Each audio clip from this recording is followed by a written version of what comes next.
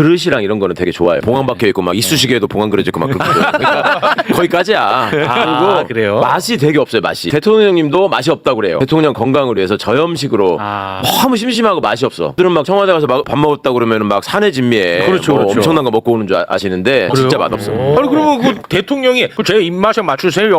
문재인 대통령이 그 말씀 하셨어요. 그때 너무 맛이 없어가지고 노무현 대통령이랑 둘이 항의를 했더니 맛이 너무 없다.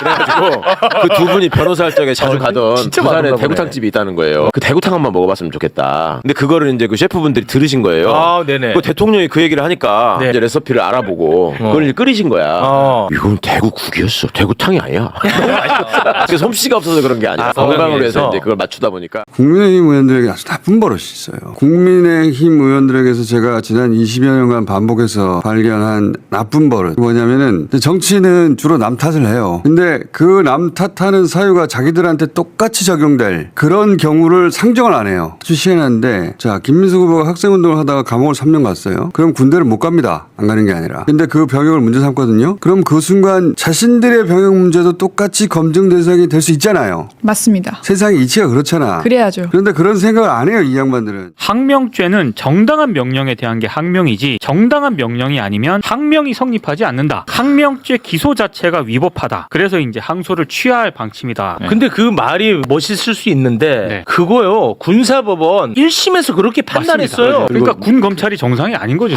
검찰 단장 다시 나와. 이 자식이 진짜. 아우. 두 가지 의미가 무슨 일 있죠. 아닙니다. 최상병 특검의 특검보 중에 한 분이 공수처에서 최상병 사건 수사를 하다가 그 내부에서 반대하는 사람이 막혀가지고 열받아서 나온 사람이 지금 특검보로 들어갔어요. 최상병 특검에. 아 그래요. 네, 그러니까 모든 걸 알고 있어요. 대단한 성과가 나올 거라고 기대합니다. 너무 감사합니다. 그리고 빨리 박정훈 대령 원래 했던 그 수사 단장으로 돌아가시기를 그것도 좀 기대를 해보도록 하겠습니다. 민주당 의원들은 문제 제기를 할 때 그게 자기들의 문제이기도 하잖아요. 자기들도 자유롭지 못하면 더 이상 거론을 못해요. 당연하잖아요. 그러는 너는 이런 소리를 들을 테니까 국민의힘 의원들은 안 그래요. 자기들은 쏙 빼고 품결이 없는 사람들처럼 막 일방적인 공세를 한단 말이죠. 저는 그게 처음에는 참 희한했는데 제가 이걸 나쁜 버릇이라고 하는 이유가 뭐냐면 오랜 시간 지켜보니까 그게 개인의 성향을 넘어서는 어떤 구조적인 이유가 있어요. 죽이려고 작정을 하면 정치만 홀로 움직이는 게 아니고 언론 매체, 정보기관, 사정기관, 댓글부대, 시민단체까지 마치 컨베이 벨트처럼 함께 일시에 작동을 합니다. 일시에. 조국 장관 때도 그랬고 윤미향 의원 때도 그랬고 김남국 의원 때도 그랬고 그런 사례는 무척 많은데 그 자체가 위법이다. 이렇게 얘기하면서 항소 취하하겠다고 했잖아요. 항소를 취하하면 1심에 무죄가 있는 거를 항소한 거를 취하하잖아요. 무죄가 확정되는 거예요. 공소를 취소하면 이것도 없어지기 때문에 항소 취하가 더 좋은 거예요. 그리고 그 기소 자체가 위법이다라고 얘기한 거는 저 기소한 것들을 수하겠다. 이 부분이 포함되어 있는 얘기. 진짜? 네. 김동혁이? 아 당연히 해야죠. 그럼 김동혁이 가만히 둘 수 없죠. 그럼요. 그 의미가 있습니다. 김동혁이도 들여다 보겠다라는 의미가 있는 거예요? 그렇죠. 잘 됐네. 자체가 위법이다. 김동혁 한 방에 날아갔어. 국민의힘이 오랜 세월 자기들 정적을 제거하는 방식, 설계, 기획 이게 저는 척살 시스템이라고 부르는데 이게 더 이상 작동하지 못하게 할 때가 됐다. 이제. 먹히지 않는다. 아니 먹혀요. 먹히는데 시작 못하게 해야 된다는 거죠. 네. 그런데 그렇게 될 것 같다. 이번에는 이재명 정부 첫 인사청문회인데 앞으로도 반복될 수 있는 일이라서 제가 과거에는 그랬고 앞으로는 그래서는 안 된다는 의미에서 이야기했습니다. 아산병원 내부 의료진으로부터 중요한 제보를 받았는데 김건희가 아산병원에 입원한 거 있잖아요. 이상하잖아. 병원 많은데 아산병원 가가지고 아산병원 내부에 최모라는 의사가 있는데 이 사람이 캄보디아를 따라갔대요. 윤석열, 김건희 캄보디아 가고 김건희가 뭐 이런 사진 찍고 이럴 때 있었잖아. 그때 따라갔고 자기들이 알기로는 그때 윤상현 의원도 같이 간 것 같다는 거예요. 그래서 윤상현이 소개해가지고 비행기를 함께 타고 갔고 그때 인연으로 이 사람이 다리를 놔가지고 김건희가 지금 아산병원에 들어가서 VIP실에 있는 것 같다. 윤상현의 소개로 인사를 하고 이번에 이 역할을 한 것 같다. 내가 나중에 실명 알려드릴 테니까. 내가 예의 있게 얘기하는데 그만하라고 하잖아. 나보고. 내가 그만해야겠냐? 검찰이 그만해야겠냐? 자, 이게 내가 된다고 생각해봐.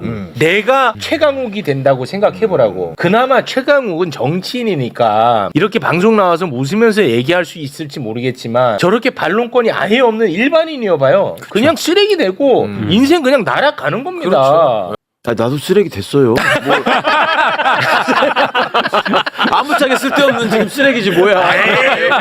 여기서 이러고 에이, 그러지 마요. 이면지로도 못 써 지금. 에이, 네. 총리 후보자를 상대로 인사청문회 하기도 전에 한 후에도 그런 적도 없었지만 하기도 전에 즉각 배당한다는 건 대통령 인사권을 그 검찰 일개청이 잠깐 우리 생각은 달라 잠깐 이 사퇴 시키지 이런 거잖아요. 그런 거 아닙니까? 또 배당도 일부 김승호 부장검사 김건희한테는 찍소리도 못했던 그 검사한테 배당을 했다는 것도 이것도 우연이라고 보기에는 그러니까요. 이상하다. 그래서 검찰총장이라든가 문제 있는 라인은 빨리 인사발령을 내서 대비해야 된다라고 보고 분명히 또 검찰에 있는 그 디지털 캐비넷을 뒤져서 김민석 후보에 대한 예전부터 갖고 있었던 네. 기록 중에 그런 것들을 하나씩 언론에 섹시한 거. 예. 사실은 다 해결됐지만 제목으로 뽑기에 섹시한 거. 예. 근데 이제 그 디넷을 갖고 있는 것 자체가 불법이지 않습니까? 감사부터 해야 된다. 왜 니들 왜 옛날 거 갖고 계속 이런 짓거리를 하느냐. 저희는 공격을 해야 된다라고 생각을 합니다.